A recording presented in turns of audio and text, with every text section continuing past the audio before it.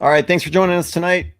We are going to be talking about a subject that I'm interested in learning Dewey. about, Admiral Dewey.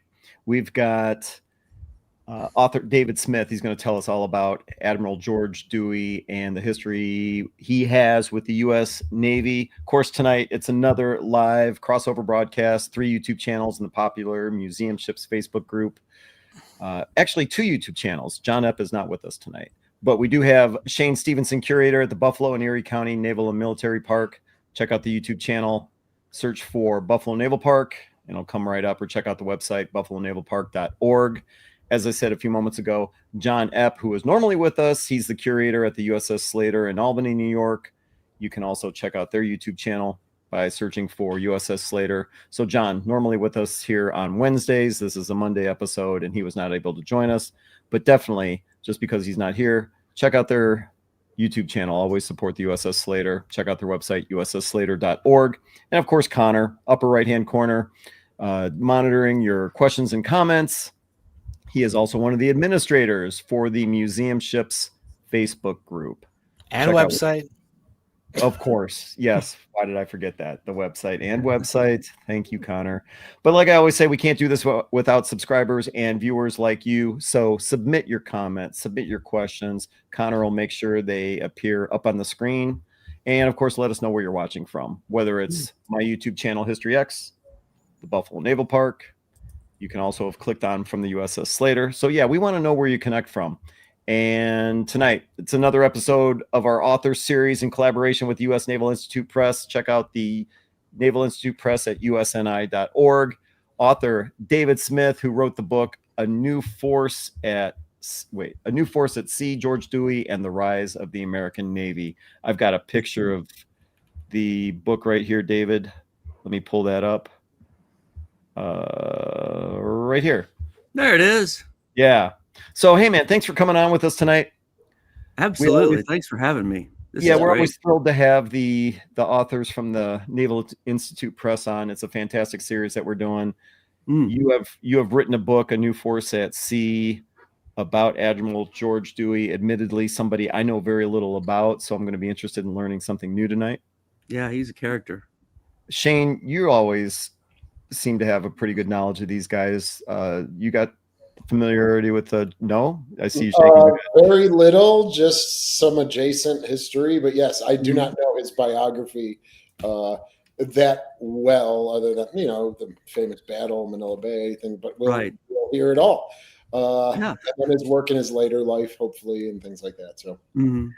Yeah. So if the viewers are like me, you've heard the name George Dewey, you've heard the name Admiral Dewey. If talking about the Spanish-American War, then you've heard about this guy. And I've heard about this guy, but I don't really know the story behind him. So we're thrilled to have you on, David. And we've got some people logging on tonight. Yeah. So I think you guys are, if you're interested like I am, you're going to be in for a ride. It's casual, like I said. So where do you want to begin when it comes to George Dewey's story? Where I begin, I guess I would begin with the year he was born, 1837. He's born in Vermont, and he was a rambunctious kid. He had 2 older brothers, and they were quite a bit older than he was. He and his sister came along later, and he was a rowdy kid. He was kind of a troublemaker in school. His mom died when he was 3. And his father, who was a really respected physician there in Montpelier, tried to raise him to be a respectable member of the community. And it sort of didn't work. He was sort of a hellion. He got in trouble at school.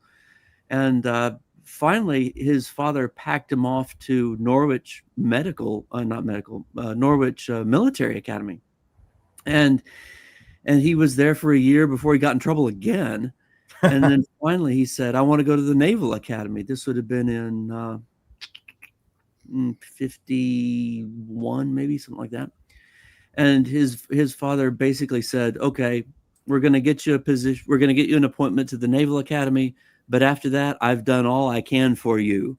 And and you'll rise and fall on your own from that point. And it's interesting because it seems like, at least the idea I got getting to know him, the Naval Academy really provided him with some order and some stability and some structure in his life that he didn't really seem to have. And he really turned his life around and became a really, really good sailor. And the Naval Academy turned him into what he would become. For those of you just joining us tonight, we've got author David Smith, who wrote the book A New Force at Sea, George Dewey and the Rise of the American Navy. So you were or you are a senior lecturer at Baylor? I am. You are. I am a senior lecturer in the history department here at Baylor. I taught 2 classes today, in fact, and have to teach one in the morning and give a test on Friday, I was reminded today about. So is characters like George Dewey people that you normally cover as part of your lectures, or is this book like a diversion? You know, there's work, and then you wanted to write this book as kind of like a hobby. Both, actually. You know, I'm not on a tenure track position, so I didn't get evaluated by publications and stuff, but I write because I love it. Dewey is somebody who has appeared in my U.S. history survey classes really from the beginning. And I always talk about the rise, you know, of the United States to global status and everything, the Spanish-American War. And he's always just got a bit part in my lectures. You know, we tell the story about the 1890s, and then we tell the story about Cuba and the Spanish-American War, and then we hit the Philippines, and he sort of comes on stage for just a moment and destroys the Spanish Navy, and then he's gone. And I'm not even really sure that I knew that he sort of ran for president in 1900. Really? I don't think I knew that until I wrote this book. But I knew that the Philippines was a good part of the American rise to globalism. And I was sort of casting around for a book to write after my Audie Murphy book came out.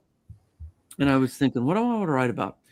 And I thought I would do a military history of the South China Sea, which still to me sounds like a pretty good idea. A military history of the U.S. and the South China Sea.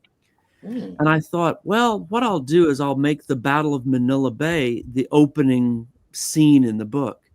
So the Manila chapter in the Dewey book is the one I wrote first. And then by the time I finished that, I had become so interested in Dewey as a person and his history. I thought, you know, this guy hasn't had a biography of him written in since 1974. And I thought, you know, how about if I try that? You know, I like biography a lot. And I thought, I think if this guy has a story that is as compelling as I'm sensing, this might be a pretty good book. And I pitched it to the Naval Institute Press, and they liked the idea, and off we went. You know, you're on a video podcast called Museum Ship Mafia, and when I started assembling the pictures you sent me, and I started looking for some others, there's 2 iconic museum ships that he was connected with. Yeah. Constitution, briefly, right? Mm-hmm. Yeah. And then also, and this is where he kind of, I guess, got famous, was the Olympia. Yeah, the Olympia. The oldest steel ship still afloat in the entire world. So this is kind of where he, you know, people start to really hear his name. Right. You know, he served in the Civil War, and he was in a couple of really high profile operations during the Civil War. And if you read the newspapers avidly during the Civil War, there's a good chance you would have seen his name maybe twice.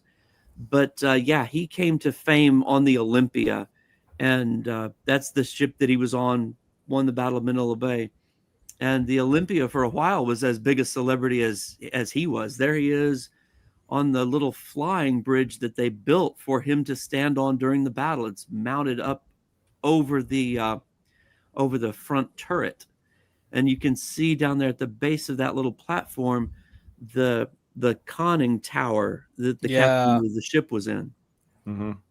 So is that do we know, is that a platform still, that like Dewey's platform, is that still on the Olympia today? No, it's not. It was taken off within, oh gosh, it was probably taken off by about 1902. The Olympia underwent 2 really big refits over the course of its service life.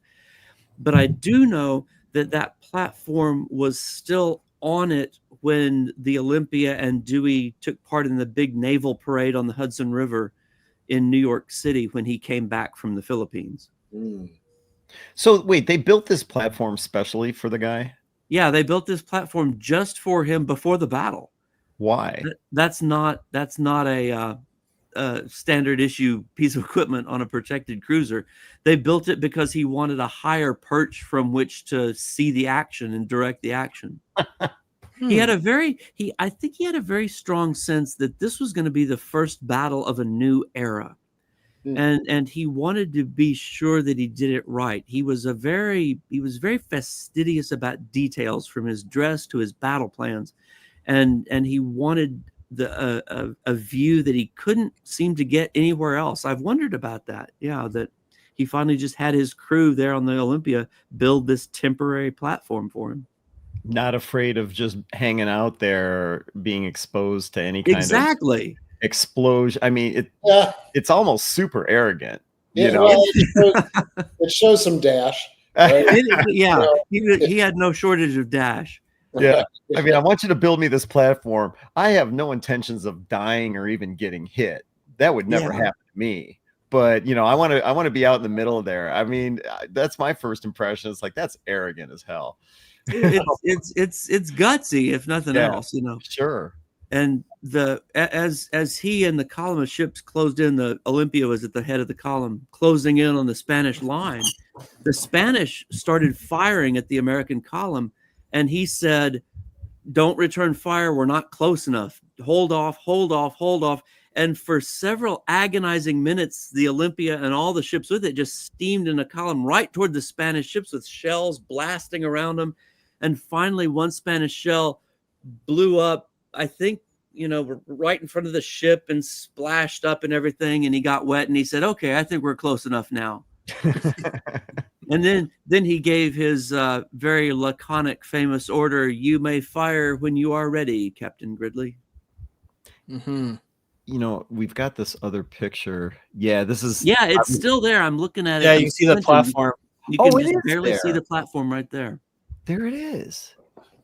And this was later because she's been repainted out of her battle gray. Mm. And she's back to white. She's back to white and buff. Yeah. Mm-hmm. I would have just. There's one photograph. Yeah, I should have sent you this, Ken. There's one picture of the Olympia in Hong Kong right before she left to go fight this battle, and she's been painted gray. It's the only picture of her I've ever seen in which she's in her battle grays, and it's a really good picture. Connor, you're good with pulling stuff like that up. Do you think you can find that? Okay, let me see. Yeah, see if you can dig it. But you know, it's interesting because you can see the platform there, and like you said, there's also clues here because the ship was painted gray. Now it's back to white. Yeah. And so it's obviously after that. This may have been taken. I can't tell by the background. The background's pretty nondescript. This could be in New York Harbor during the run up to the boat parade in September of '99. I think I might have found the picture. It's on the Navy History and Heritage Command. I believe so. Yeah. And it says like April '98 at the bottom, handwritten. Yeah, it says April '98. Oh, nice. Would you be able to share your screen, Connor? Can you? Not. I don't think not from here. But hold on. No, he can describe it to us. Okay. Even better. Great. That's all we need. It's a metal boat at sea. Oh, hold on. There's water. There's a mountain in the background. See, now I got to see this. Where is it? It's on. Oh, I was just there, for crying out loud. It's Naval History and Heritage Command. Hold on a second. Picture was posted on April 21st, 2017. So you're gonna have to scroll back quite a ways. Or you can just literally Google. I just looked up USS Olympia, Hong Kong. Okay. What is the year of the photograph? I'm gonna, 1898. Thank you. I'm gonna find this. He's on a mission now. Yeah. Anyway, yeah, go ahead. I'm gonna. Oh, Talk amongst yourselves. We'll Yeah, right. Oh, might as well. So I do have a question, David. Yeah. Because I was looking up Dewey's life before Olympia and this Mhm. famous moment, and he really saw a lot of service. You mentioned briefly that he was in the Civil War, and one thing that kind of piqued my interest was that he was actually on the Mississippi when the Manassas was used. sorry. And was there any real? Well, that was a Confederate ironclad. Are you familiar all that much with sort of like what he did in the Civil War period? Yeah, absolutely. His Civil War service was really impressive. He took part in Farragut's operation to take New Orleans. They went up the Mississippi from the Gulf in March of 62, ran past a couple of forts there at a bend in the river about 70 river miles south of New Orleans, and and Dewey was the he wasn't the captain, but he had the helm of the USS Mississippi, this paddle side wheeler loaded with guns. The captain was an older fellow named Melancton Smith, and Smith hated to fight at night because he had what today we would call night blindness. So he said, Dewey, take the wheel. I'm going to go down to the gun deck. And as the ships came up and engaged these forts, there were two columns up the river, and Dewey and the Mississippi were in the eastern column, engaging with Fort Philip. And the Manassas came down the river, this ram, right? It was an old tugboat that had been converted into a ram, came down the river and tried to hit the ship in front of him, which was the Pensacola, and then wheeled around and then hit the Mississippi Dewey ship on the port side, right in front of the wheel, tore a bunch of planking off the side, but it didn't sink it, and then the Manassas went off stalking other ships in the attack, and later on, Dewey and the Mississippi ran the Manassas aground and shelled it to ruin. Yeah. I haven't thought about the Manassas in a long time. That's a great reference. Yeah. What was his rank at that time during the Civil War? Do you know offhand? He would have been a lieutenant. Lieutenant? Yeah, he was an executive lieutenant, according to what I'm reading.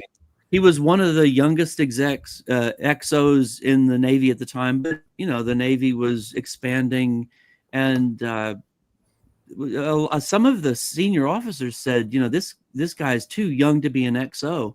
And Smith stuck up for him and said, Dewey's doing a great job. I want him to be my XO. And that really impressed a young George Dewey. Mm-hmm. You look at some of these pictures of this guy, like the one on the left. And I thought I had a couple. Have you found the picture yet? No, I couldn't find it. I have. Now I just need to figure out how to Did you see it? Did you see at the bottom the monitor with the plus symbol in there? At the bottom of your screen. Oh, no. Yes, Yeah, you can share the screen. Yes. But what I was going to ask is, so you got done. Oh, there you There go. it is. Yep. I did find that picture. There she is. Yep, that's the one that may be the only one. So she was camoed in gray. Yeah, that was called Battle Gray, and he had her painted just a few days before they left Hong Kong to steam to Manila. Wow. And he was waiting in Hong Kong for one more ship to arrive that would join the attack, a ship called the Baltimore that was bringing a whole bunch of ammo down from Hawaii. And Dewey always had a very he was always very worried about running out of ammo in combat, and he didn't want to do it ever. And he didn't want to set sail for the Philippines without having as much ammo as he possibly could in all of his ships. And he and the Olympia were waiting there in Hong Kong. The rest of the ships had gone up to Mirs Bay on the Chinese coast. And when the Baltimore came in and saw that the Olympia had been painted in gray, they all cheered because they knew they were going into combat. Mm-hmm. Now, I guess I should know that. Hold on a second, Shane. I just want to remind everybody, for those of you that just checking in, we are talking to author David Smith, who wrote the book A New Force at Sea, George Dewey and the Rise of the American Navy. So we're talking about Admiral George Dewey here, but author David Smith, he's written books on American military culture and political history from any professor at Baylor University. So we're happy to have him here tonight. Okay, Shane, go ahead. Sorry to cut you off like that. No, that's all right. I guess maybe I should know this, but there's millions of bits of information. So what was the supply situation? Did they not have ammunition ships or supply ships? I'm glad you asked that question, because when he said he wanted to load up on ammunition in Hong Kong, and well, how do you go about doing that? Well, usually there'd be an ammunition ship and they'd pull up alongside an underway replenishment. But I can see them having to load and then go to the theater, if they didn't have supply ships at that time. And I've never thought of that, and I should, but it's a good point, because while he was at Hong Kong on his own authority, he bought 2 ships to act as supply ships. He bought 2 small freighters in Hong Kong and had them steam alongside his column. And he filled one of them completely. He bought one of them full of coal. Actually, he bought a ship full of coal already. And then he loaded all of his excess ammo that the ships couldn't carry, his warships couldn't carry, onto this other, one was called the Nanshan and one was called the Zafiro. And he kept them out. They didn't go into the battle, but he was adamant that he was not going to run out of supplies. Very interesting. Yeah. It's a shame that, he didn't have many pictures taken of him during the Civil War. There's only a couple. And you showed that young one of him in his uniform coat from the Civil War that looks almost too big for him. But he saw a lot of combat in the Civil War. Yeah, there he is. Yeah. Young Lieutenant Dewey of there it the is. XO of the Mississippi. You see this picture on the left-hand side, like you said, the coats. Yeah, you once you point it out, you can see it. A little oversized and everything. But then later in life, on the right-hand side, there he is. The guy was a sharp dresser. he really was. And then you look at some of these others. Let's see, number 6. Hold on, so let me pull this up here. I was going to ask this question here. So on the left-hand side, because on the right-hand side, that's obviously a caricature, but on the left-hand side, is this standard naval? I guess at this particular point, he's an admiral. Is this standard admiral uniform, or is this something that he put together, kind of like a George Patton kind of a? Oh no, that's a good point. Standard. No, that's standard. Yeah, that's the formal admiral outfit. And every once in a while, you'll see a photograph of him. He wore it for the dedication of Dewey Hall at Norwich University. He wore it for the unveiling of the John Paul Jones statue in D.C. He wore it a few times. He had a good sense of when he had to look formal. So he wasn't an over the top kind of look at me type. That was one of my questions. Because here he is again in this carriage. Yep. And I'm going, well, is he really kind of the flashy type, or is this just standard uniform? With his uniform, he's not flashy. He likes to dress well. He's got a reputation of being sort of a clothes fanatic. And he when he travels, he always likes to wear civilian clothes. Even when, he got the command of the East Asia Squadron and he crossed the country from DC to San Francisco by train, and he was dressed in suits all the way across. He really liked civilian clothes. And he tried to keep up with fashion. At one point, he had a pair of bright yellow shoes that were the fashion of the day. and everybody in his office in DC thought they were hideous. There he is at the Bureau of Equipment, and as the head of the Bureau of Equipment. But and at one point he was in his chair massaging his feet because his shoes hurt so bad. But they look good. And somebody said, you know, Commodore, why do you wear those things? Why don't you give them up? And he said, I don't want the people who are making fun of them to think that they got to me. Nice. You know, when you're, it brings me to this question here. When you find out details like that, you know, you're researching somebody like Dewey, you're writing a biography in a sense, and you come across details like what you're describing. And this guy's straight out of the 1800s, so it's not like you've got all kinds of photographic evidence. You know, images are limited.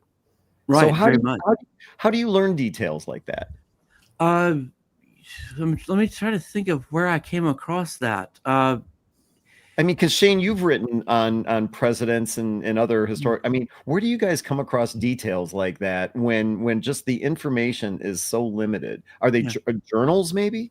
Journals. He was a fastidious journal keeper, and he even kept track of his clothes purchases: 4 shirts, 5 collars, 6 trousers, 8 pair of socks. You know, he was really he cataloged everything. And I think it was probably one of the reminiscences of one of his coworkers where I got the yellow shoes story. Okay. And then I looked it up from some other sources, and I found out, bright yellow shoes were the fashion for men in the 1890s. You know what I find, and but Ken, you asked. So a lot of times what I do is I go to newspapers, like newspapers. Oh yeah. And that is like the first entranceway, as Dr. David just mentioned.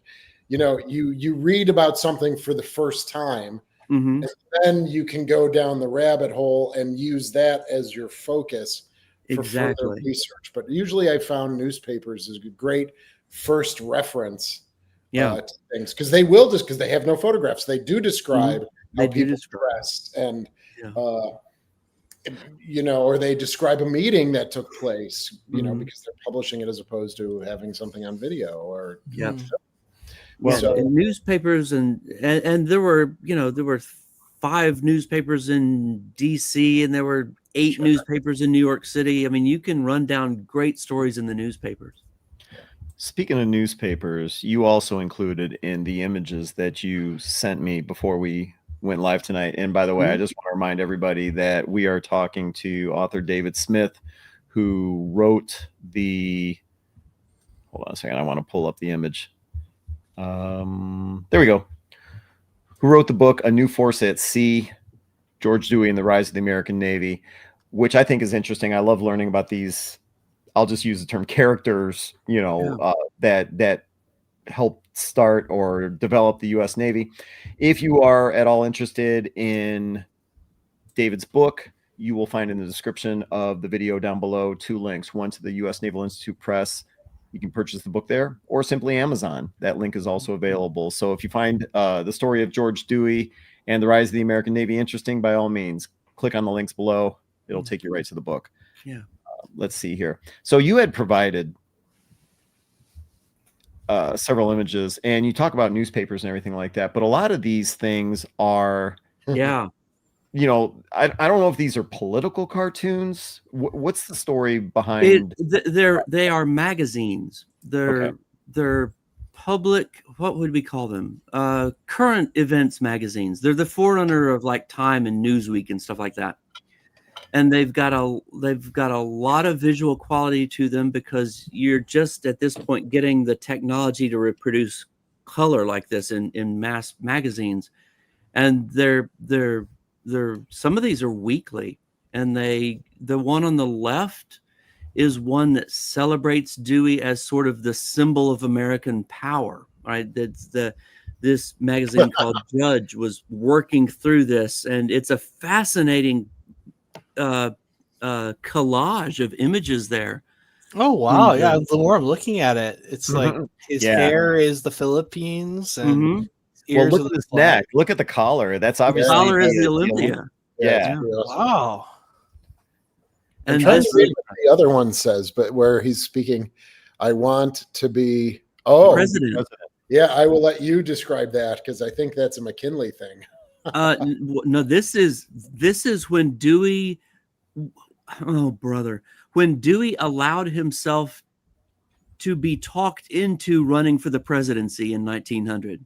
And it was the turning point in his celebrity, really, because he came back in September of 1899, and he was, I mean, every town in the country wanted him to show up for parades, and they'd give him the key to the city, and he, just constant, invitations. And he was the first celebrity in modern American history. That's one of the things that I talk about in the book. He's the first celebrity of the modern cultural era. And he, in April of 1900, for a bunch of complicated reasons, he said, well, if people want me to be president, I'll run for president. It doesn't seem like that hard of a job. And it just drove his reputation over a cliff. And yeah, that's him in a more satiric. Puck was a more satiric magazine, and it's him as a crow saying, "I want to be president," and he actually said that whichever party nominated him, he would run for president because he had never voted in a presidential election before, and he didn't know what party he was. Well, and at the bottom of that image, it says the cock that crowed too soon. Yeah. But he didn't want to do it. He got talked into it by some people who were close to him. And it was just a very bad fit for him, and the press immediately began picking over every single thing he said. And when he decided, I'm not going to do this anymore, it was with a great sense of relief. Yeah, but when you say he got talked into it, it's kind of crazy. Well, you know what? I'll pull up these pictures again that we've seen before when we started talking. It's kind of crazy to think of the guy. Wait, where is it? Where the heck was it? Oh, here we go. It's hard to think, so you're talking about, he exhibits, quite a bit of bravery. He lopsided victory, Spanish-American War. How does somebody that aggressive later on in life allow themselves to get talked, as you said, quote unquote, talked into running for president when he didn't want to do it? Yeah. How does that happen? Honestly, it was his brand new wife who was well connected in the Democratic Party that I think talked him into it. Well, understand. Yeah. What mainstream Democrats were trying to do in 1900, and this is a whole other story about American political history. What mainstream Democrats were trying to do in 1900 was to keep William Jennings Bryan from getting the nomination again, and taking the Democratic Party in a more agrarian populist direction, which is what the election of 1896 had been, sort of a shootout about that. And the Democrats didn't want Bryan to be their candidate again. And they were looking for anybody who was popular, who was sort of mainstream, who was not William Jennings Bryan, who could stand up and say, I'll be president, and sort of get all the attention on them. And Dewey was in a position to think that people thought he could do this if he has any political sense in his body at all. And it turns out he sort of doesn't. Yeah, it's interesting. In this book that I was talking about earlier before we went live, they mention... There's his wife. Yeah. Oh, well... I wish I could make it bigger. I can't find... But... She was a Washington socialite, and she was everything that he was not. and she was his second wife. His first wife was named Susan. And she died 5 days after giving birth to their son in the early 1870s. So he was a widower from the early 1870s until 1899, 1900. And he was lonely, and this woman's attentions flattered him greatly. And she was a bit of a social climber, and he was a lonely 62-year-old fellow. So it was a situation where, oh, well, you answered one of my questions, like how old was he at the time? So it was a situation where she's like a Washington socialite. Okay, this is fascinating. So she's like a Washington socialite. Her husband is a, can do no wrong as far as the American public is concerned. Until they got married. Well, but then she convinces him to run for president. So it was all her idea. He wanted to almost keep her happy. Yeah, I think so. Her brother had run for governor of Ohio in November of 99 and had lost. And I think that her brother losing that race sort of made her want her husband to stand for president. Oh man. And he was popular enough. He was such a celebrity. It was a total, from her standpoint, a no-brainer. This guy is hailed as the biggest thing since George Washington and Ulysses S. Grant rolled into one, and everybody loves him. So why couldn't he be president? That's a crazy story. Yeah, I'm reading section about the sort of not dramas, but the things that ultimately doomed his little campaign. And one of them that I kind of found really funny was that he was criticized heavily, although prophetically, by stating that our next war will be with Germany. Exactly. Yeah, you don't want to say stuff like that. And he said that for the first time on his way home from Manila in would have been August of 99. He said it in an unguarded moment to a person in the Mediterranean on the way home who turned out to be a newspaper reporter. And he thought he was having a private conversation, and the next thing you know, this thing blows up in the news, and McKinley has to make a comment on it. And it really turns him against reporters because he doesn't think they can be trusted. So that stuff even happens 100 years ago. Well, hell, 120 some years ago. Exactly. Yeah. Wow. Yeah. And I mean, from let's see, the Battle of Manila Bay took place on May 1st, 1898.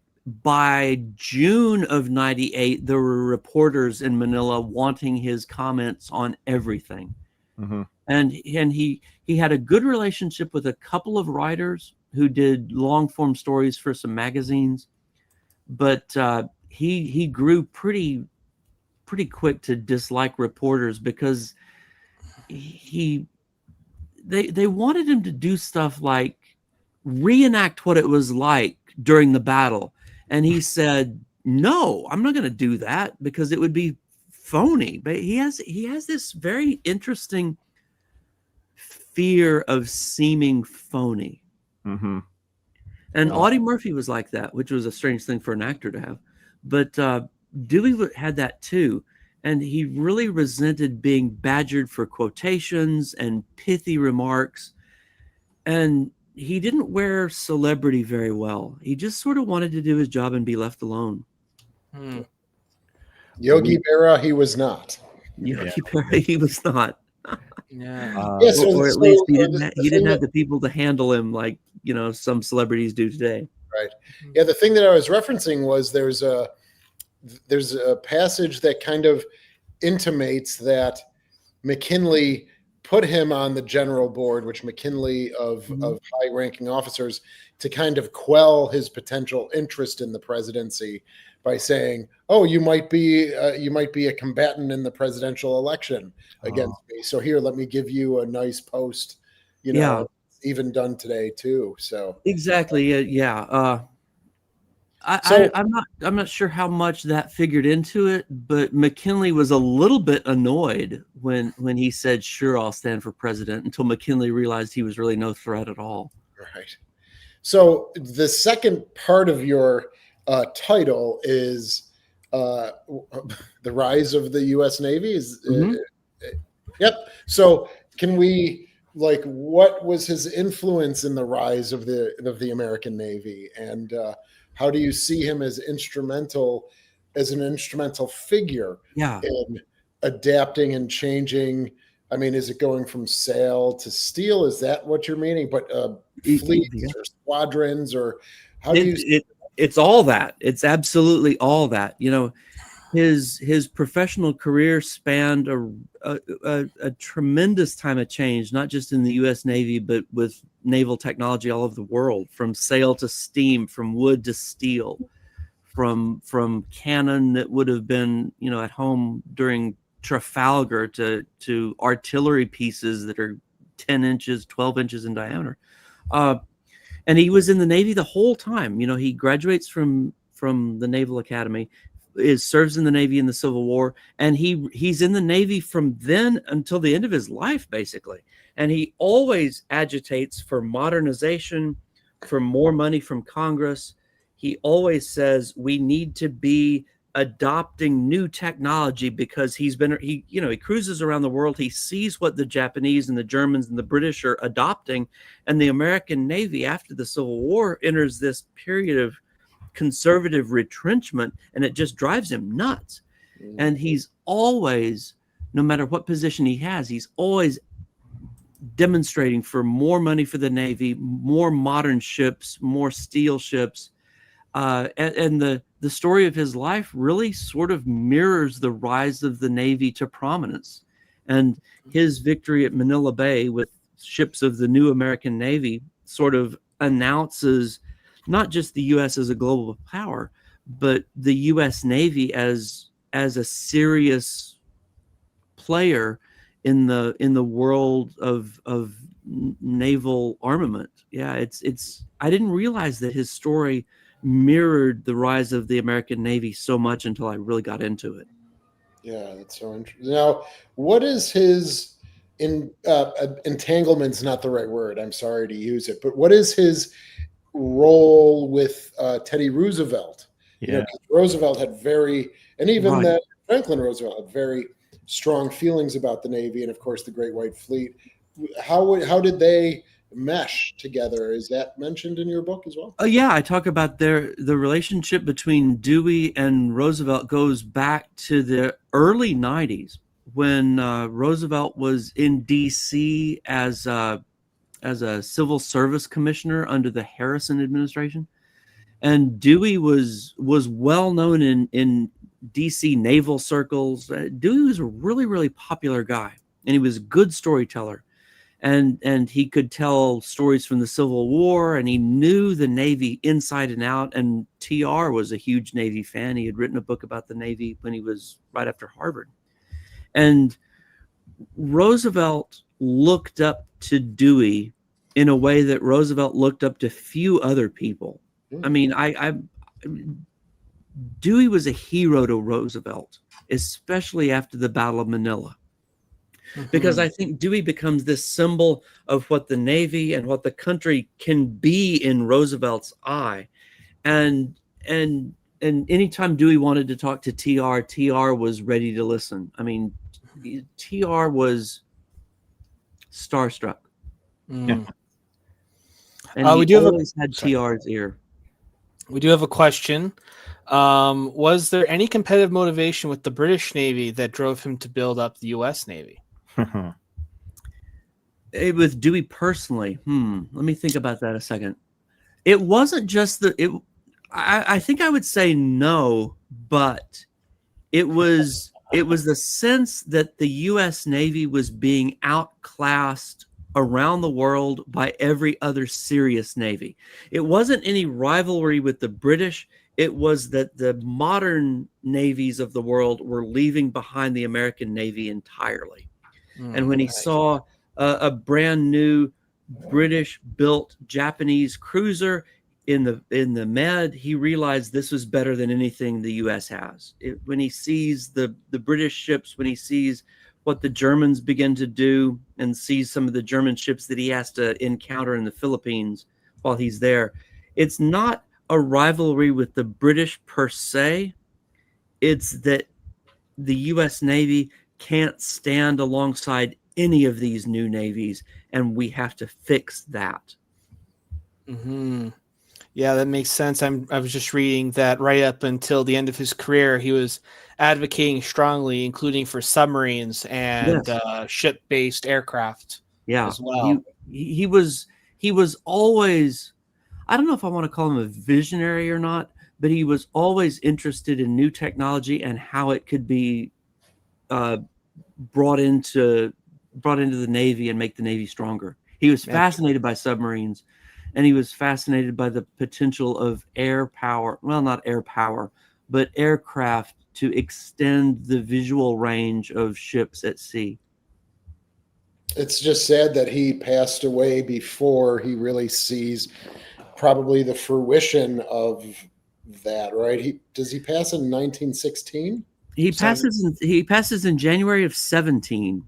Thank you. So he did get to see the passage of the Naval Expansion Act in 1916, the big Navy expansion bill that Wilson signed against the backdrop of the war, that gave us the numbers that he wanted to see the Navy have. So he did live to see that. Somebody like Alfred Thayer Mahan dies in 1914, so he doesn't get to see this expansion during the war, but Dewey at least lived to see it. Mm-hmm.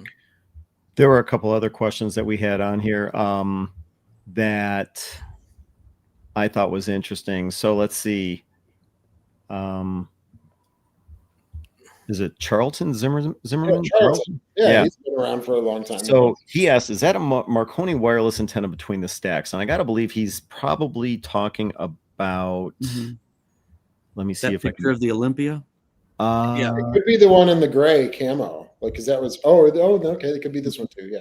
Yeah. So I got to believe he's right about that. That's got to be a wireless antenna right there. Yeah, and that, although that would have been added, excuse me, that would have been added later after the Battle of Manila, because Dewey was not, he didn't have wireless communication at the Battle of Manila. Oh, interesting. Okay. He was, he was pretty isolated. That's a whole story in and of itself. Yeah, that's right. Because he after the battle was over, Sunday evening, Monday morning, he asked the Spanish commander at Manila if he, Dewey, and the Spanish commander could both use the telegraph office in Manila, and the Spanish commander said no. So Dewey dragged the bay, pulled up the telegraph, and cut it. Oh wow! What? Nice. Yeah. If I can't use it, you can't use it. Yeah, exactly. I've read a lot of proceedings magazines from this era and growth of radio, and it seems to me that, if I'm understanding it right, and I might not be, that there were radio beacons or stations along the coastline. Yes, and that was kind of like the first wireless communication, and they're in Manila, they're in the Philippines, that might not have that sort of during the battle itself specifically, but they might not have been able to. Manila was connected to a telegraph station on the north shore of Luzon. So the Spanish could still get some messages out. But Dewey, the White House didn't hear from Dewey for a week after the battle. Really? And the White House, the McKinley administration, had no idea what Dewey was doing. They didn't know how the battle had turned out. They heard, bits and pieces of rumors, but they didn't hear anything. The Battle of Manila Bay was on a Sunday, and McKinley didn't get his first direct dispatch from Dewey until the following Saturday. What? Wow. Yeah. And Dewey was totally cool with that, because Dewey didn't he didn't want people looking over his shoulder. He probably didn't want to be micromanaged. He didn't want to be micromanaged. And he got that from Farragut during the Civil War, because Farragut didn't like it either. Mm-hmm. And there's nothing wrong with that. If you feel you have the expertise, there's nothing wrong with people not looking over your shoulder. That is absolutely precisely. Correct. And he didn't want to give any reports until he knew what he was going to say. And finally, he'd sent his dispatch ship back to Hong Kong with a whole bundle of telegrams to send out to give the whole account of the battle, including his formal after-action report. Nice. There was back in May, we had an author on that had written about what was that? Was it Wormer? John Laird? What was that? Oh, the Ironclad Admiral's book. Yeah. What was? I wonder if he would have crossed paths with. John Lorimer Warden. Warden, thank you. I'll have to look it up. I don't know the name immediately, but I'll have to look it up. Yeah. Okay. Yeah. I bet so, because Dewey knew everybody. If you were in the Navy in the 1880s and 90s, George Dewey knew you and you knew him. And he had a good reputation too. He was a good administrator. He was a good captain. People really looked up to him. So it was basically a small world back then. Even though you've got portions of the Navy halfway around the globe, you knew everybody. Yeah, because people, rotated in and out of positions, and you'd be afloat for a while, then you'd be ashore for a while, and you'd be afloat for a while, you'd be ashore for a while. And Dewey was head of the Lighthouse Board. He was head of the Bureau of Equipment. He was, he had several shore. It was at Annapolis for a while. Was never posted to the Naval War College after that started, but he didn't really. That sort of thing didn't appeal to him very much. He was a fighter more than a theorist. Yeah, if I remember correctly, I think Connor's right. It was John Larimer Warden. Okay. And he was in the Navy for about 50 years, but it sounds like he was probably finishing his 50-year career as Dewey was kind of towards the beginning of his decades-long career. So it's fascinating to hear about these guys. And for sure. So you had also sent images, and this might go back to the whole period of time when he was running for president. I'm not exactly sure, but there's 3 images at least, maybe 4. That is the state capitol building in Vermont, his hometown of Montpelier, and this is Dewey Day in October of 99. This is his first return to his hometown after he had become this world famous super celebrity. And you see a parade of recruits going by. That's probably from a military academy in the area. But I tell you, Montpelier absolutely rolled out the red, white, and blue carpet for him. And he was really moved by it. He could be an emotional guy when the situation sort of choked him up. And when he saw his hometown turn out like this, he was really moved by it. Is that an image of him on the pillar, hanging from the pillars of the state? It is. It's a huge poster of him hanging from the front portico of the Montpelier Capitol building. Yeah, and whenever I see a historic photograph, I just go right down the archival description route. And can you tell me about that American flag that's flying? It actually looks like, instead of the stars, it looks like there's a ship's wheel. I think so. I think that's a ship's wheel there in the canton. Oh, I wish I could zoom in on that. Yeah. I don't know if that was something specifically made for this celebration, but I wouldn't put it past the enthusiastic citizens of Montpelier. That would be amazing if someone had that flag in their flag. I'll tell you what, I'll drop an email to the people at the Vermont State Historical Association, because I got to know some of them really well. And I got to say, I hadn't noticed that. I've looked at this thing 100 times and I've never noticed that, and now I want to know. If you contact them and they have that flag, just let them know a couple of guys want to borrow it. We'll make sure we return it. We'll wrap it first class. Exactly. Absolutely. That would be a whole video unto itself, Ken. Like if they actually had that, maybe not on display, but anyway. I'll find out. I'll say, see if you can run this down. And archivists and curators, they love stuff like this. Yes, we do. Well, you're talking to 2 curators right now, Shane, absolutely, Park, and Connor. He's actually studying. What are you studying? Library science, right? I'm taking museums management, actually. There you go. Nice. Fantastic. Get extra paperwork in. Like Shane said, you study these photographs, Mm-hmm.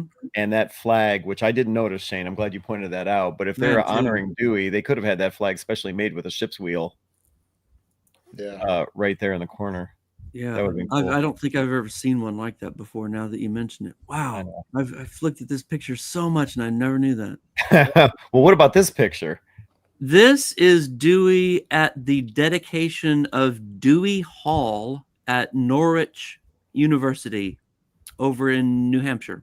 And that's him sitting there in the front row of the stands, all decked out in his admiral's uniform. He's got that formal admiral's outfit on. He's got his gloves on. He's got his hand on the hilt of the sword that McKinley presented to him. Oh, wow. Nice. And everybody else is there in their derbies and their top hats and their bowlers or whatever. And he's full on and they built a brand new building and they named it for him. Now, do you know who's actually speaking at this moment? I do not. Yeah. It's somebody up there orating, isn't it? I'm Yeah, guessing. Oh, sorry, Shane. Go ahead. No, I just love the little kid that's standing next to him with the. I know, isn't that something? Yeah, that's he's eyeing down the camera. Yeah. There's actually a second kid too. He's kind of hidden by Dewey's hat, but there's a second kid there. Oh yeah, right back there. Yeah. How did they get so close to the front? Yeah. No kidding. You got to know the right people. And then we there's pulled up. There's another naval officer way over here to the right. Yeah. I don't know who that is. Oh yeah. That's a lieutenant with the fore and aft hat on. Yeah. I think it's a lieutenant. He was like the representative for the Navy for this event. Yeah. I think I'm not sure where this picture came from, but the Norwich archives have a lot of these things. Yeah, that's sweet. I wonder if he was part of Dewey's staff, right? Like he's just part of his own staff. I bet that's right. I bet that could be Nathan Sargent, who was one of Dewey's right-hand men. Oh, interesting. Oh, Amnuk says, let's see. Northfield, Vermont. Okay. I think I knew that. Interesting. Yeah, that's cool. Yeah. Very cool. Great photo. You can see. Yeah, that's cool. Thank you for sharing those. That's great. Well, and he asked an earlier question. Yeah. Which I think he might be referring to possibly this photo here, which wouldn't have been the case, right? Because we already have the photo of him during the dedication. So he wouldn't have been wearing that one of him looking all sharp dressed there is from 1912, and it was taken in Washington, D.C. Oh. Okay. Starting the Gilded Age. And then let's see, two more photos that so we already pulled up this one, but we didn't really get the story of him in the carriage. That's probably during the parade in New York City. Okay. Okay. Because there was a river parade for all of the ships that he took part in. And then he came ashore up by Grant's Tomb and then rode with the New York mayor in a carriage all the way down to Madison Square in this huge parade that was just the streets were thronged with people. The paper says there were 2 million people out to watch this parade. And they built this big, marble looking arch. It wasn't marble, but it was wood with plaster, but it looked like marble. Right there beside Madison Park, and boy, I mean, he stood there and he watched this parade in his honor go by all day long, and it was just such an outpouring of public affection and fascination with celebrity. It was such an interesting moment in American history. And then this image right here. Yes, there he is. This is at the dedication of a statue for John Paul Jones in Washington, D.C. And bet you can find the statue. There's Taft. See Taft? Oh yeah. You can't miss Taft. Taft is huge. But you're having that same lieutenant potentially in each of these photos. And there he is. There he is. Yeah. Right, with his looking glass. Or no, he's saluting. He's saluting. Yeah. Unfortunately, the one with the dais and the orator speaking, it looks like he has a beard. And then in the carriage, in this one, he's clean shaven. So it might not be him directly, but it's the same lieutenant, probably part of his entourage, maybe. Yeah. He always had a younger officer with him to sort of handle all his engagements, his paperwork. He always had a good assistant. Interesting. And there's another picture from this same event taken from the opposite angle, I think, in which he's actually pulling the cord to release the cover from over the statue. Dewey was pulling the cord. So you talk about, you said a few moments ago that this parade here, people were claiming was, it was attended by 2 million people. Mm-hmm. He's seriously beloved by his home state.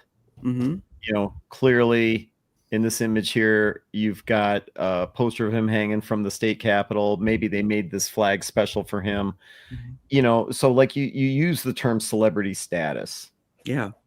But then, which I find interesting.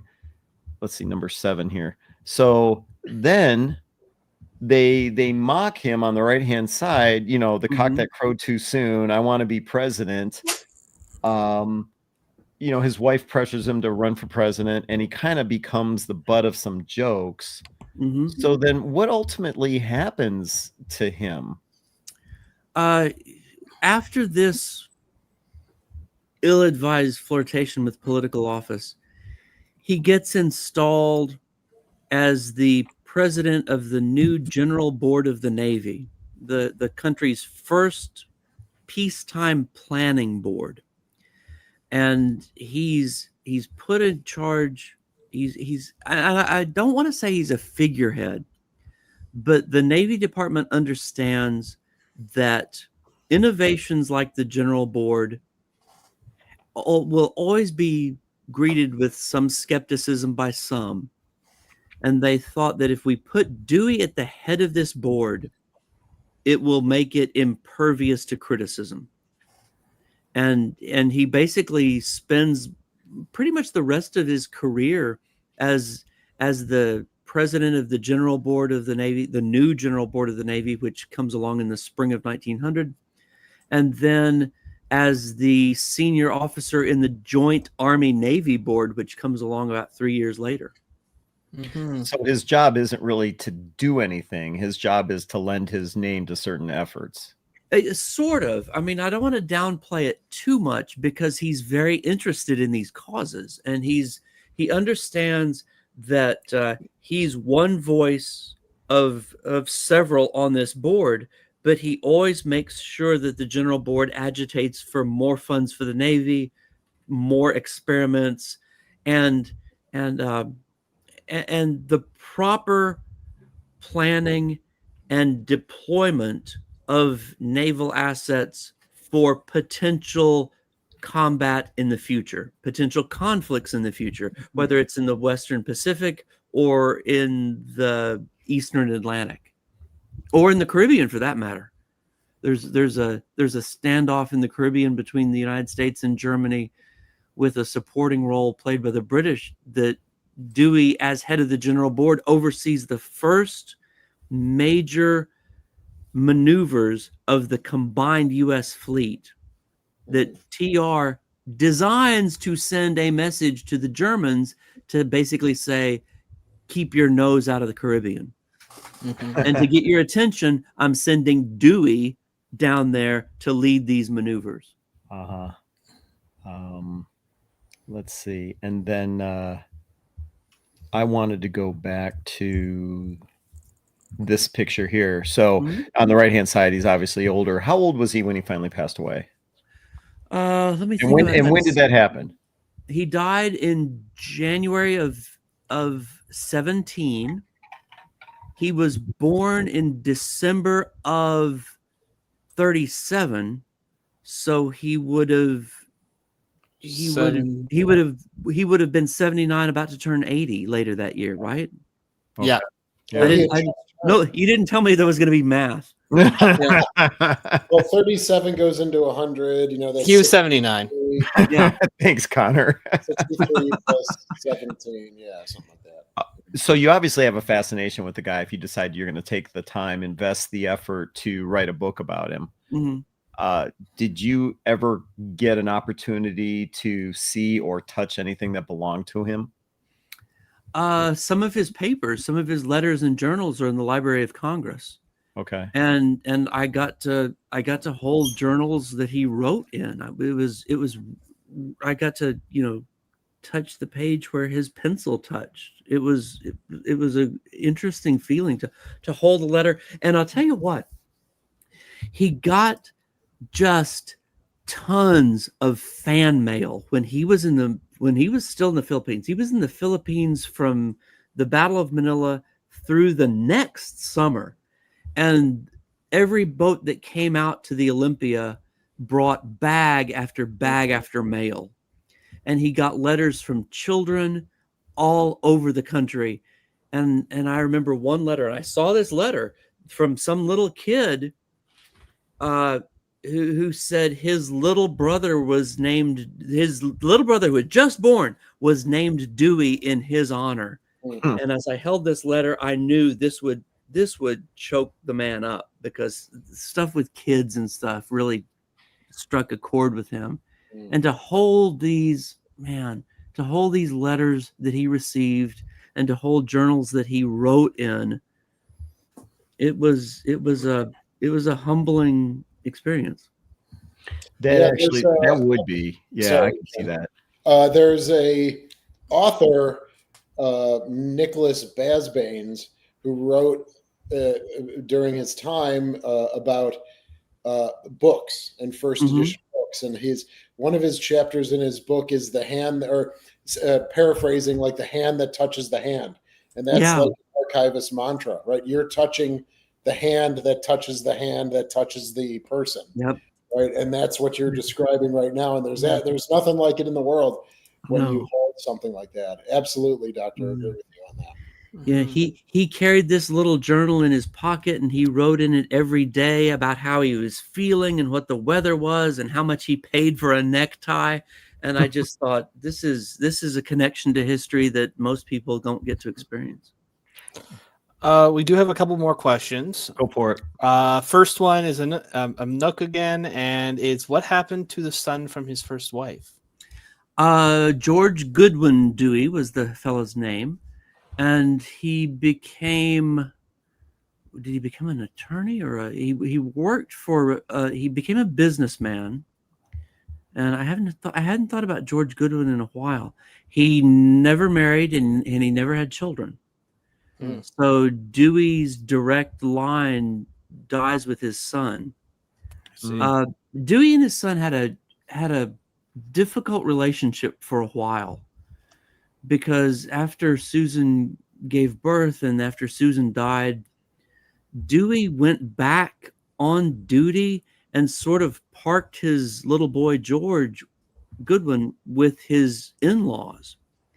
And his in-laws basically raised Dewey's son and another one of their grandchildren who had lost their father. And Dewey wasn't really close with his son until his son left the Goodwin house and went to Princeton. And at that point, it's really striking, because at that point, the two of them get really close. And I wondered about this, it seemed as though once his son got out from under the care of his in-laws, then Dewey sort of started to connect with him in a much more substantive way. But it's interesting, because I just read this book about Alfred Thayer Mahan, and Mahan didn't have a very close relationship with his son either. And it's a curious thing. And Dewey's son George he lived in Chicago for a while. He lived in New York for a while. But he was a successful businessman, but he never had children. When you're going through papers and you said journals and everything like that, Mm. did you come across any letters between him and his second wife? Yes, yeah. He had saved a lot of them. She saved some of them. What was But, she like? She sounds like a real piece of work. I don't know. I don't know many. I don't know any Washington socialites, so I don't know. I don't know who to compare her to. But she had been married to a famous Civil War general for a while, and he had died, and I don't know. He really was infatuated with her, and I get the idea that he was very, very, very flattered by her attention. Mm-hmm. And I'm going to say this, and I don't know if I mean it 100%, sort of talked himself into thinking that he loved her. And he didn't want to be alone. And he told his son. You're saying he talked himself into falling for her? I think so, yeah. Were they the same age? Was she younger than him? She was a little bit younger than he was. I can't remember how old she was. But I mean, he enjoyed her company. He enjoyed her attention. She really enjoyed his celebrity. Of course. But I get the feeling they weren't very close. I mean, she kept a really detailed journal about how he would come home from whatever he was doing at the time in the Navy, and he would come home tired and he would just go to bed, or he would sit in his study and he would read. I don't think they were very close. And I who am I to say whether he was happy or not? Yeah, but I'm not sure he was. I mean, listen. I mean, he's a lionized figure. He's single. He's alone. Yeah. He wants, and this woman showers, showers attention on him, and she seems kind of lovely anyway. So why not? Why not? And she's a social animal, and he is too. He's a sociable guy, and he likes to be plugged in. He likes to hang out at the Metropolitan Club there in DC and rub elbows with politicians and everybody. So her presence seemed to give him a doorway to stay plugged into the society of Washington. He would have been anyway, though. He didn't need her. I find those dynamics fascinating. That's why I ask. Well, because at this time, you're still marrying because of status, and you're being with people that are you're at your same level. Yeah. Nowadays, we can't even fathom that.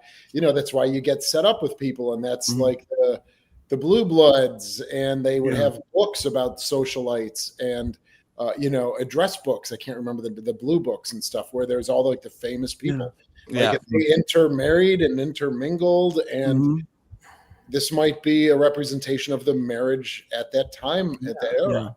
Yeah. Well, hold on a second. Oh, go ahead. I was just going to ask, did he live in DC? Yes. He did. Or did he maintained a residence in DC, or did it was his main residence after the war. Okay. He came back. Oh, get this. Go ahead. He came back, and he was such a big celebrity that the American people they took up a collection and bought him a house. They bought him a house on Rhode Island Avenue, and he was presented the keys to it, and it was a big thing. And there were stories in magazines about Dewey's house presented to him by the American public. And then he hadn't lived there very long. Gosh. And he transferred the house to his wife's name.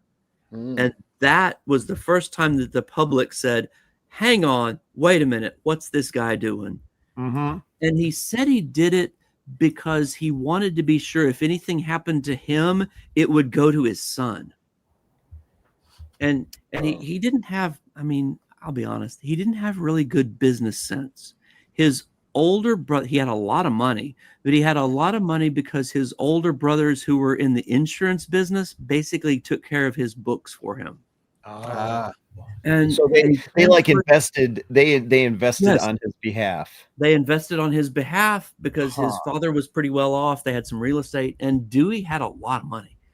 And then the public gives him this house, and he transfers it to his wife's name, and that's the first time that you think, wow, the public really doesn't like this. And Theodore Roosevelt called it basically just a bonehead move.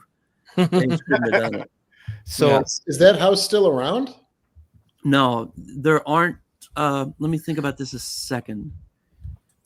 That house is gone. The Hazen mansion, which is, her name was Mildred Hazen.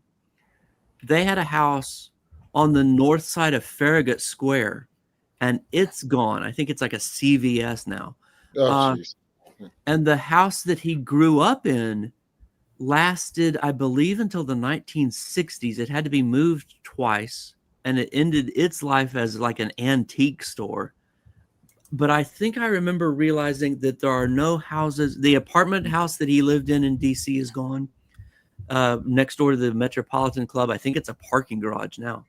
Yeah, there's no house that he lived in that's still around. It sounds to me like he had a big, I mean, you talking about people buying him a house and everything like that. He had to have as big of a name then as like Wyatt Earp or Tom Mix. Yep. I would say easily at his peak, he was more well known than I would dare say any other American at his peak. Because Wyatt Earp was running around the same time. Tom Mix, who was, just into moving pictures at the time, he was a big name. Who the hell is Tom Mix? What are you talking about? Who the hell is Tom Mix? John Wayne of the time. Yeah. Oh, okay. Thank you. Who? Yeah. So he. That's funny. Yeah, Tom. David, did you know who Tom Mix was? David, did you know who Tom Mix was? I do. I had heard of Tom Mix, and I think he gets a shout out in a Statler Brothers song called "Whatever Happened to Randolph Scott." You guys are the worst. You guys... You're like, oh, he's as famous as Tom Mix. Oh, yeah. Okay, great. Have you heard of Wyatt Earp? Yes. All right, fine. My point's been made. Jeez. Do you remember the movie Tombstone with Val Kilmer and Kurt Russell? Of course. Yeah. The outro, the last narration in that movie, Robert Mitchum does the narration, and he said Wyatt Earp had moved to L.A. and become a sort of a fixture in Los Angeles, and he was buried at this cemetery. And like the last sentence in the movie is, Tom Mix wept. Oh yeah, I do remember that. Yeah, I was just like, okay, that's great. Yeah, that's right. People attended his funeral and everything, and Tom Mix was there, and he wept. Yeah, I do remember that line. Yeah, sure. So I think we have a great question here at the end here. Go for it. Just to kind of summarize, and it's basically, how important do you think Dewey was in the promotion of the United States Navy? That's a dynamite question, and my thought is he is one of the central figures that made the Navy as publicly prominent as it was. He is one of the people who brought the Navy to public attention and understood that bringing it to public attention means congressional approval, means congressional support, means more money, and I regard Dewey as one of the most important people in making the Navy what it turns into in the 20th century. No kid. He sounds kind of like he's up there like Rickenbacker.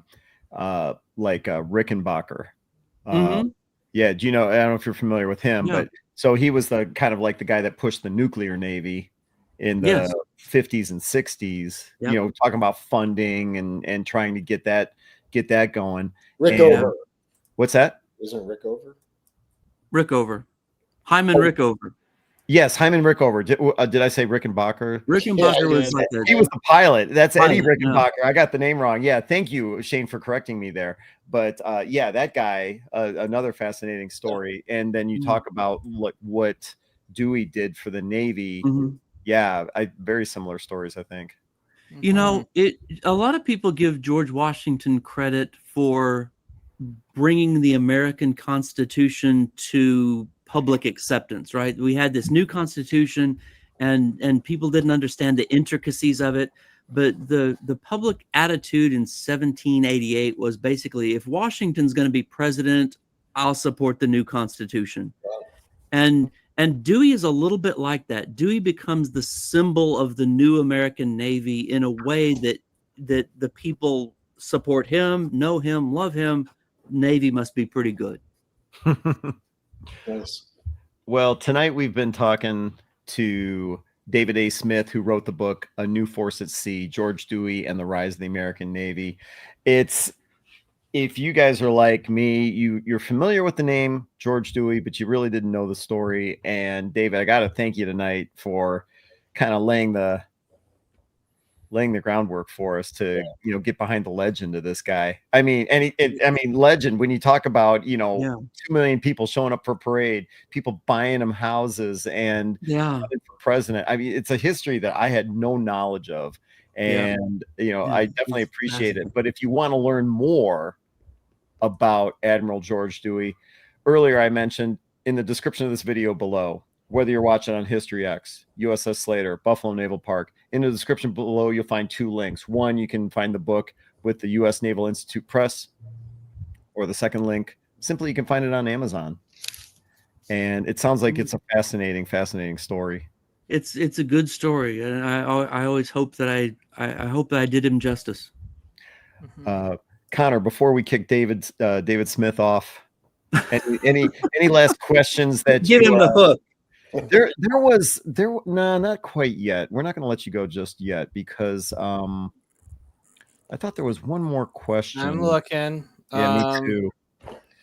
Okay, that we already covered that one. There was that. No. Lego History Sam was asking about the Spanish-American War. Yeah. Maybe because he asked if we were talking about Dewey, and we kind of answered that for him. Amnuck asked about his son. Yeah, okay. I'm not. Go ahead.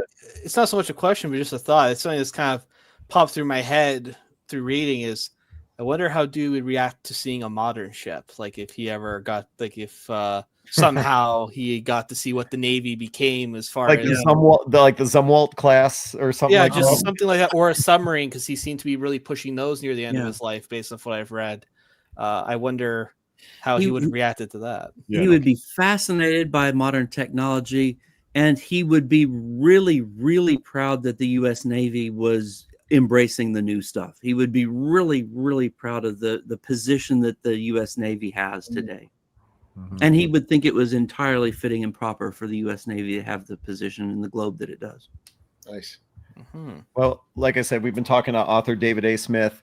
David, thank you for your time tonight. Thank you guys. This has been great. It's been a fascinating ride. I love talking about Dewey. He's somebody that I think I would have enjoyed hanging out with. Well, and also thanks for, hold on a second here. Let me see if I can pull this off. Thanks for talking about her. I mean, because when you clearly did you did some really, really in-depth research. It was who asked the question about his son? Yeah, Amnuck asked about his son, and you knew all of those details. The fact that he didn't have kids. I mean, so you really dug into the history of this guy, and I find it really interesting. I love having authors like you on that just totally. I mean, you're even touching his journals, saw where he wrote. That's great stuff. You feel like you get to know these people when you spend this much time with them. I spent a couple of years with George Dewey every single day, and you get to the point where you can think, I know how this guy's thinking. Is he the kind of guy you'd have a drink with, or did he not drink? Absolutely. Oh yes, he was an avid Scotch man, like I myself am. Toward the end of his life, listen to this. He used to buy. He used to order his Scotch by the case. Nice. And once he got a case of Scotch, and like 5 of the bottles in it were broken, and he said, 5 of the bottles are broken, so I only got 7 bottles. So here's my check for 7 bottles, and I'll leave it for you and the shipper to work out the difference. He does look like a Scotch drinker. Matter of fact, when you take a look at, where was that? Hold on a second. There's a picture of him in his office.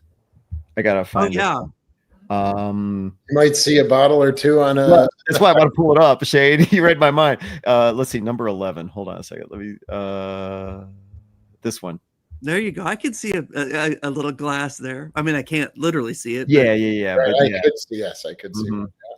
Yeah, him in his yellow shoes. All right, yeah. Thank you David, so much, Dr. Dave. yeah, thanks again for your Yeah. time. It's been fantastic. This has been David great. Smith. Yeah, Mhm. David Smith, author of, and I want to pull up the image here one more time. There we go. Author of A New Force at Sea, George Dewey and the Rise of the American Navy. Like I said a few minutes ago, the links are in the description below. Fascinating story, and we're thrilled to have you on. So thanks for your time. And you are in Texas, so you're on Central Time. But so hopefully we didn't keep you on too late. You've been really generous. No, it's only 8:30. I may go have a drink in honor of George Dewey. There you go. Nice. All right, we're going to kick you off and talk behind your back. We appreciate you giving us all your Good. time. You Thanks have a lot, good- guys. I really enjoyed it. Thank you, you. Jim. We loved having you on. Well, that was cool. That was really great. Yeah, that was a great presentation. You know, it's like I said when we first started off, it's like you hear about these guys and you know that they're icons from history, but you don't really know the history. Right. And so when we get the opportunity to have somebody like David Smith on tonight, courtesy of the Naval Institute Press, it you know, now we know. Yeah. And apparently there's a lot more to know. I mean, Yeah. it's hard to dig into histories like that, right, Shane? I mean, you've written, about, personalities from that. How do you do that? No, I've not focused on anything like that at all, obviously. But you write about families, and you read about families that are in collections at the Naval Park and other places. You do gather a history, and you do. It's identical to what he says. You get to know the family. You think about them when you're not working. You think about how they would react to things, and you study it so long that it's just part of you, right? Like even for that historic picture book that I did in 2016, it was about industries and business, but I could still rattle off everything, like all the addresses, because you're so much in it. You're living it, and you're thinking about it practically 24/7. And so when you get to know family and you go down to his first wife, and then you go down to his second wife, and you go down to his kid, you wonder how they would react in today's world, and you bring it into today so people can have an understanding of that. Mm-hmm. But I'm not, I'm not the end all be all on that, of course, but that's just my experiences with it. I'm sure David was the same. You're living with the guy for, what did he say, 2 years? I think he was writing this book, and you're thinking about him, and you're living his life. And that's the beauty of being able to write a book like that, is that you just become such an expert in a certain subject. And it's this is probably, I should know this, probably the 10th author we've had a lot of authors on. Yeah, this is the 10th. Well, wow, good call. I mean, but before that, we had like Charles Lockman on, who wrote about the U-505. We had P.T. Duderman. Yes, P.T. Duderman on, who he wrote historical fiction, but it was based on serious historical research. And so you have so many of these authors on, and you can just tell that it's like they live the material. It's not just an assignment for them. Right. It's you're getting to know them, and then you're presenting the story, and you almost, if you do it half-assed, if you just phone it in, well, you're being disrespectful to somebody that you're really getting to know. And I found it interesting when I asked him, it's like, so he was a drinker, and David goes, oh, absolutely. Yeah, right. Their foibles, their quirks. Yeah. And if you, as you say, you kind of fall off the horse, your book ain't going to be that good. Right. Yeah, that's true. And so that's if you have the writing bug, and that's for anyone who's out watching this, if you have the writing bug, and we were talking about a little bit earlier with Connor, see if there's a historical publication that you can write an article for, and see if that's something that you you're beginning to go down that path of a particular subject. You're not writing a full-on War and Peace, but you're writing an article where you have to do serious research for it, and then you will always continue, and you undig more, and you undig more, and you undig more, and that's kind of how it rolls. Something opens up a new leaf, and then you go to that leaf, and then it opens up a new leaf, and you go there, and yeah, all of a sudden you've got 4,000 documents for a book, that you in piles of file folders and things. Anyway, this was a great talk. I hope that everyone's really been enjoying the year of the author, and this was we have a twofer in October as well. Yeah, before we get to that, I want to remind everybody. Yeah, we were talking to David A. Smith, who his book, A New Force at Sea, about Admiral George Dewey. Fascinating story. And Shane mentioned just a few moments ago that, we've got, so the next episode that we're going to be doing is Wednesday, October 8th. We appreciate everyone tuning in tonight, obviously being a Monday, not a regular night, but thank you for all the great questions for David. We appreciate the comments. We appreciate the questions. And I know he did as well. And of course, it being a Monday. So thanks for tuning in. But the next two episodes are going to be Wednesdays. So October 8th. So in a couple of weeks, Wednesday, October 8th. And then the following week, October 15th. The year of the author is fantastic. Yeah, I love having these guys on. Yeah, it's been fascinating. It's a great opportunity. And who are our two authors in October? Oh, you were going to ask. That's okay. Hold on a second. I got a surprise. Nope. No surprises. I've got, let's see. So we've got Tom. That's right. So yes, Norman Friedman is the 8th, I believe. Norman Friedman being a naval architect that Shane is a huge fan of. And then author Tom Cutler, author Tom Cutler, who he wrote a book about the USS Johnston and also focused on Commander Ernest Evans. Mm-hmm. So that would be great. I think that is October 15th, I believe. And October 8th, I believe, is Norman Friedman. Mm-hmm. Yeah, and for those, you don't want to miss either of those. Of course, people love the USS Johnston. You'll have to reach out to Parks down in the Kid for that. And Tim, I'm sure maybe will check in also from the Kid. But Norman Friedman and Tom Cutler, those are going to be two awesome talks. And again, we're kind of wrapping in the 250th anniversary of the Navy and in October. And so that's why we picked, these two authors for our subscribers and viewers. Well, real quick, who is Norman Friedman?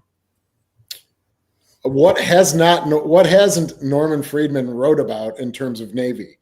He's written strategy. He's written architecture books about, his books are standard for the museum ship community. It's U.S. cruisers, U.S. submarines, U.S. battleships, U.S. destroyers. And he covers the history in amazing detail.